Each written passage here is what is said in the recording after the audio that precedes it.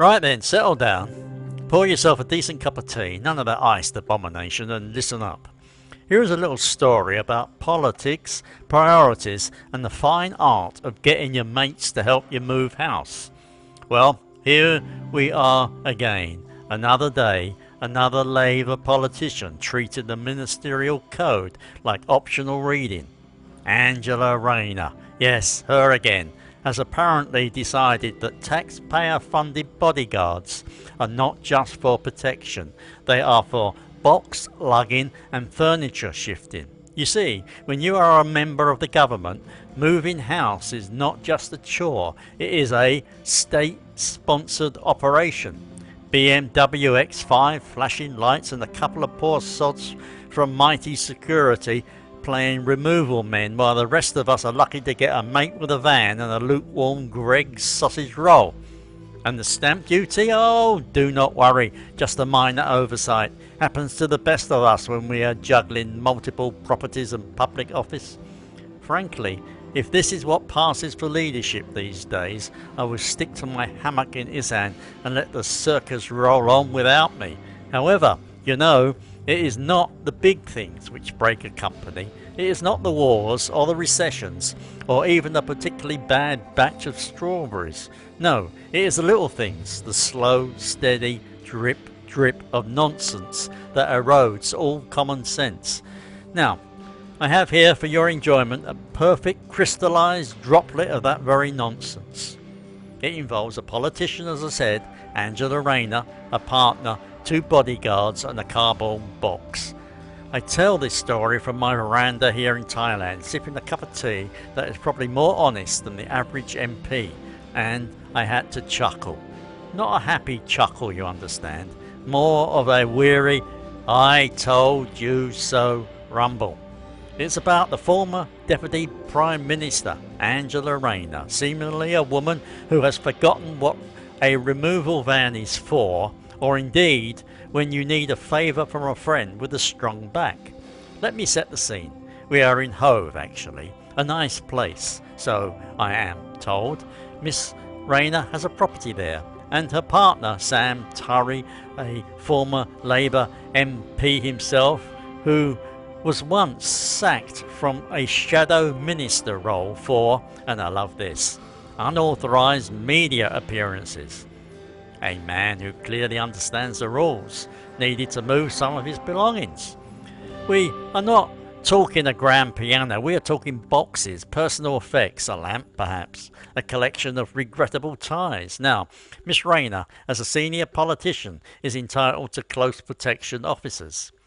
These are serious chaps from a firm called Mighty, I believe. Hardened professionals trained to assess threats, secure perimeters and tackle assassins. On top of that, as it turns out, to tackle a particularly stubborn set of drawers and cardboard boxes, because these highly trained bodyguards, whose time is reportedly funded by you, the British taxpayers, to the tune of perhaps £1,500 a day, were photographed doing something truly heroic. They were helping Sam Turry move his things, using a publicly funded £80,000 BMW X5 security vehicle. An armoured car, not for ferrying a VIP away from danger, but for ferrying what looked like a box of vinyl records and a potted plant. When this little escapade saw the light of day, the outcry was predictable. MPs from the other side of the aisle called it shameless. Taxpayers' advocacy groups spluttered into their cornflakes. Demands for investigations launched with the usual pomp and fury. Now, what was the defence from Miss Rayner's camp? This is the best bit. The absolute gold. They said the bodyguards acted out of concern for her safety. They cited extremist graffiti and threats at the Hove property. Therefore, you see, it was not a domestic chore, it was a security operation. The box of books was a potentially incendiary device. The wardrobe was a hiding place for who knows, a standard lamp, clearly a disguised listening apparatus from MI5. It reminds me of a time I tried to get out of helping my neighbour Barry clean his gutters. I told him I had a profound and deep-seated fear of ladders, born from a traumatic childhood incident involving a runaway pogo stick. It was nonsense, of course. I just could not be bothered. Now, this defence from Team Rayner has the same whiff about it, a whiff of something you usually find in the bottom of a bird cage.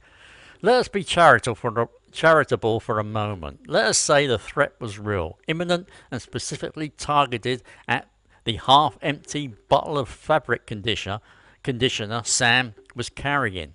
The bodyguards, one driving, one, bodyguarding, decided that the most secure course of action was not to secure the principal in a safe location, but to have a partner and her state-funded minders act as a low-rent removal service. The mind boggles. On top of that, this is not even her first brush with the rule book, is it? She has already resigned from the cabinet once before over a separate issue regarding unpaid stamp duty. It does make you wonder, is there a pattern emerging? A certain casual relationship with the guidelines? I mean, think about the last time you moved house. The sheer unadulterated misery of it. You rope in your friends, you bribe them with cold pizza and warm beer, you spend the day arguing about the best way to get a sofa through a door, and you end the day vowing never to speak to any of them again. It is a rite of passage. It builds character. However, imagine if you could bypass all that. Just ring up a couple of highly trained security experts on the public purse and say, right lads, the China cabinet is not going to lift itself, and do try not to scratch the BMW. It is a level of convenience that makes Deliveroo look like the Pony Express. It is the audacity I admire, in a strange, horrific kind of way, the sheer unvarnished cheek of it. It is not even a clever scandal, it is a brazen one. It is the political equivalent of being caught with your hand in the biscuit tin and claiming you were just checking the structural integrity of the lid. So, what is the moral of this story? It is that the powerful live by different rules. Well, we knew that.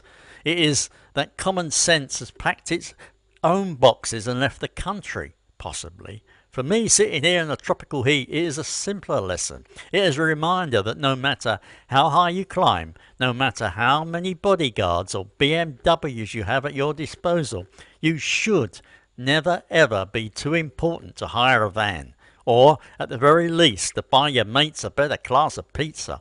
It is a farce, really, a glorious British farce played out not on the stage of international diplomacy, but on the dreary driveway of a block of seafront flats in Hove, with a supporting cast of bewildered bodyguards and the leading man clutching a cardboard box. It is enough to make a grumpy old man. Well, even grumpier. At least it gave me a story to tell, and for that, I suppose, I should be mildly grateful.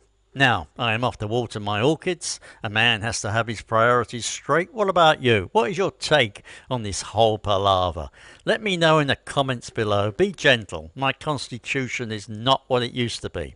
Have to have a laugh, though. Take care, Britain, and goodbye.